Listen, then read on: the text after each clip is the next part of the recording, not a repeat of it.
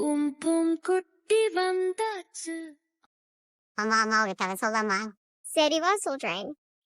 சிறுகுடி என்ற ஒரு அழகான கிராமத்தில் ராஜா களத்து என்ற சோம்பேறி பையன் இருந்தான். வேலை செய்யாமல் எப்படி வஞ்சிக்கலாம் என்பதை மட்டுமே அவன் நினைப்பான். ஒரு நாள் வயலில் வேலை செய்வது போல் நடித்து ஒரு பெரிய மரத்தின் கீழே ஒரு ஜொலிக்கும் மணி கிடைத்தது. அந்த மணியை அடித்தவுடன் ஒரு மாயக்காளை தோன்றியது.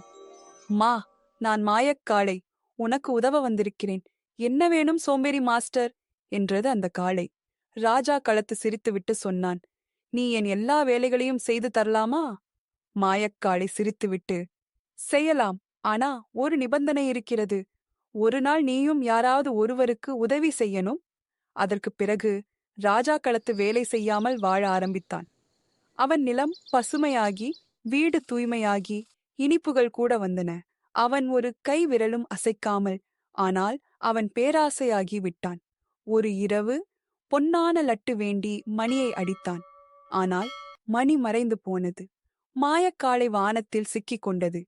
அப்போது பாட்டி கோபமாகச் சொன்னார், முன்னாடி நீயே யாரையாவது உதவணும், இல்லாட்டி எந்த மாயமும் உனக்கு பயனில்ல. பின் ராஜா மனதளவில் மாற்றம் கண்டான். ஒரு மூதாட்டிக்கு ஆற்றைக் கடக்க உதவினான். மரங்கள் நடுவான். கோவிலை சுத்தம் செய்தான். சில நாட்களுக்குப் பிறகு மணி திரும்ப வந்தது. மாயக்காளை மீண்டும் வந்து, இப்போதுதான் உண்மையை புரிந்து கொண்டாய். இனிமேல் நாம சேர்ந்து நல்லதைச் செய்வோம் என்றது.